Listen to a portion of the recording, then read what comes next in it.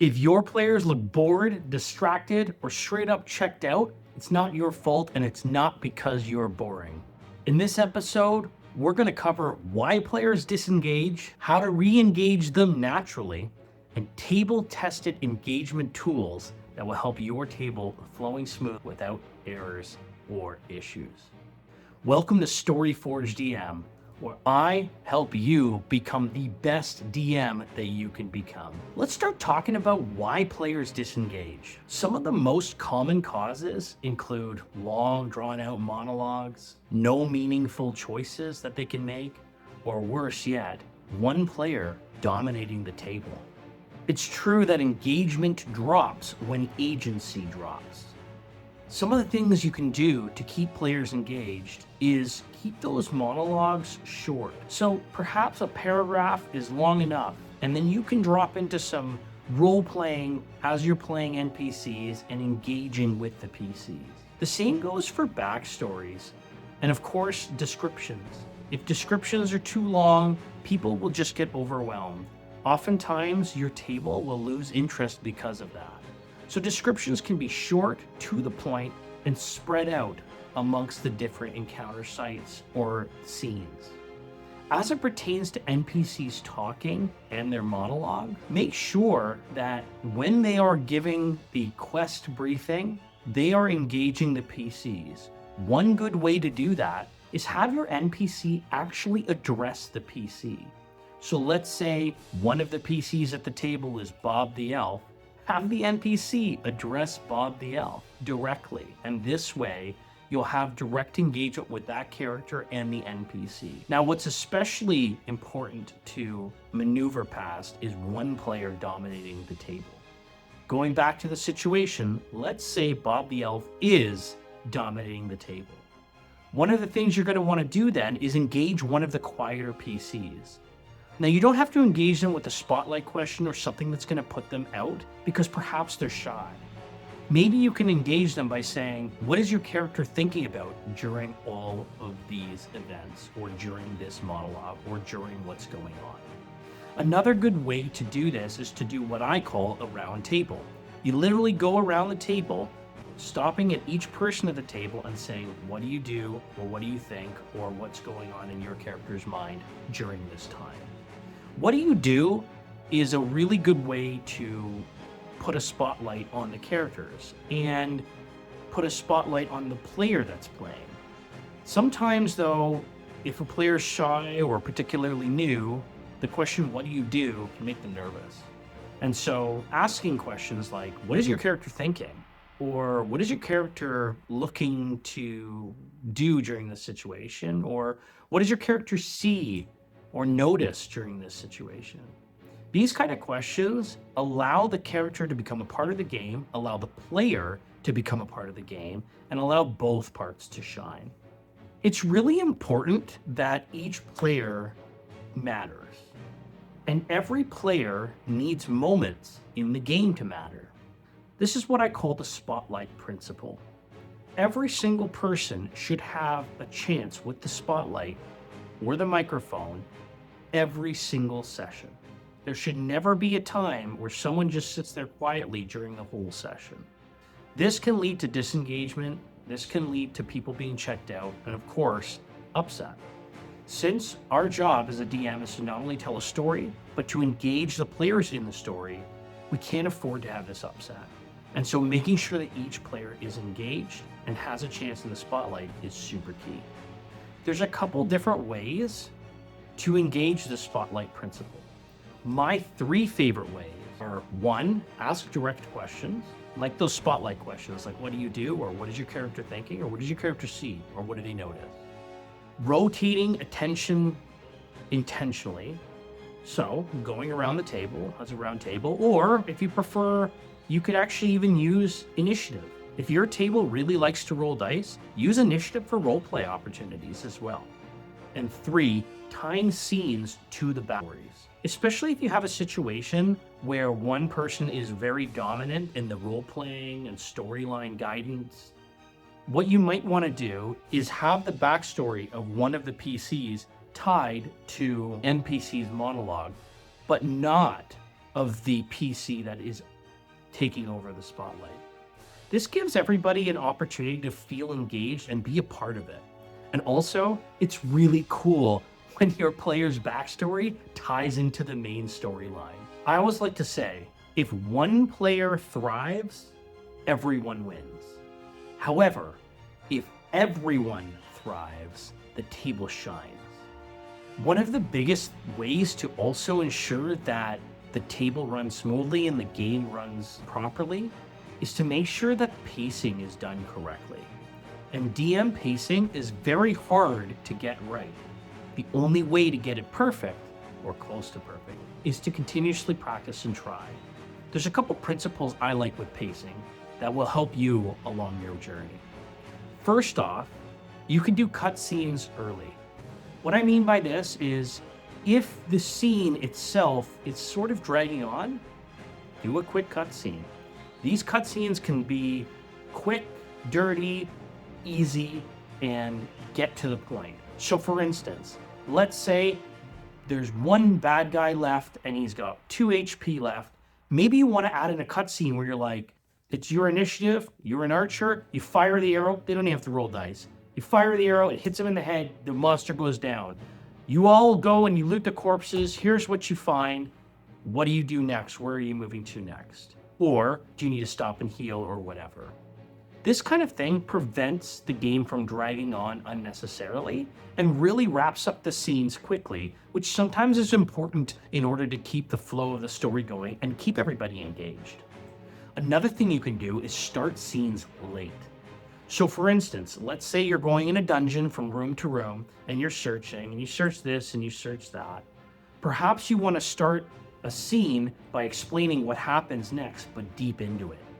So maybe you walk into the next room and before you know it, 2 goblins pop up. You hear noise behind you, another 2 pop up. One arrow flies past your shoulder into the wall. Another arrow flies into the ground next to you, and you realize that 2 are brandishing swords getting ready to attack. Roll initiative.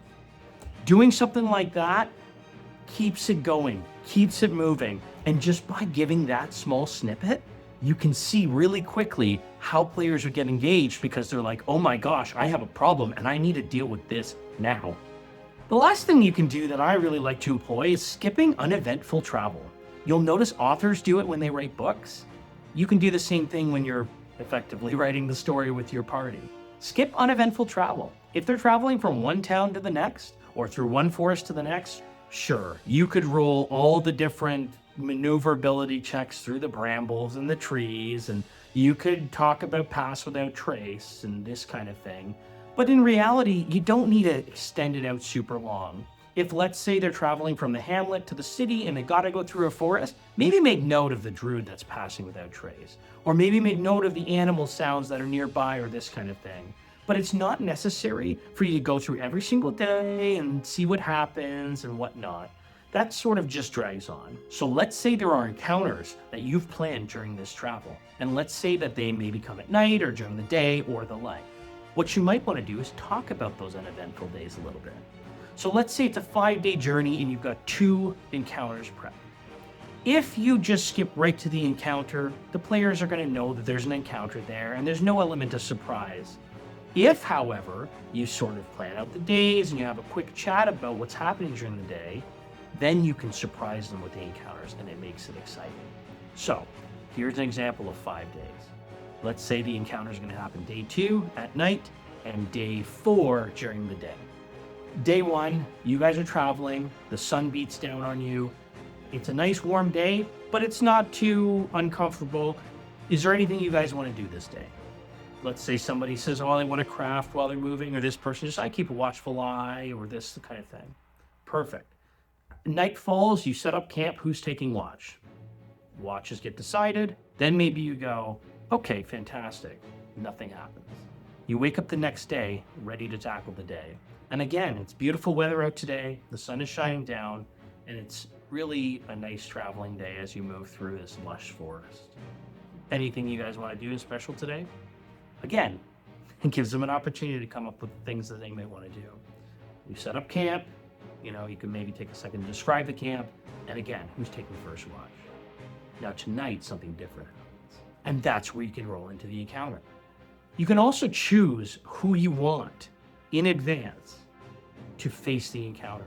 So let's say you want the wizard to pick up the encounter or the rogue to pick up the encounter. Make sure it's their watch that the encounter happens on.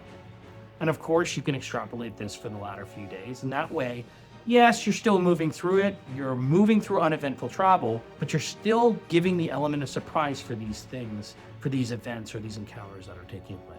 Meaningful choices are going to be extremely important to keep people engaged. So for instance, cosmetic choices, not really important. Sure, your table might want to talk about what they're wearing to the Noble's Gala or the like, but going through every finite detail really isn't that important, and most people, most players don't really care. Sometimes you want to give a specific detail on an NPC, however, in order to bring them forward so that people can remember them. For instance, maybe they have a scar down their face. Maybe their ear is torn off. Maybe they have a bulbous nose that really stands out, that's very different than someone ordinarily would have. These kind of things will give memorable pieces for the NPC, which will allow the PCs to remember them. So they might not remember Nick, the NPC, but they'll remember that guy with the bulbous nose who was a little shifty. These kind of things are important. Another thing you want to make a good choice around is clear stakes. You want the players to know what the stakes are with the situation. So for instance, let's say in the middle of the night, the goblins attack and the party is waylaid. It's really important to make sure that the stakes are clear. Those goblins are obviously going to try and kill the party and take their stuff, and so the party needs to defend against it. In a dialogue with another NPC, the NPC should delineate the stakes that will lead them to make a good choice or a bad choice. These things should be clear. The other thing is there should be real consequences to actions. Let's say that loud, gregarious player who's always dominating the table decides to stab a guard. More guards come in, that character's likely going to go to jail.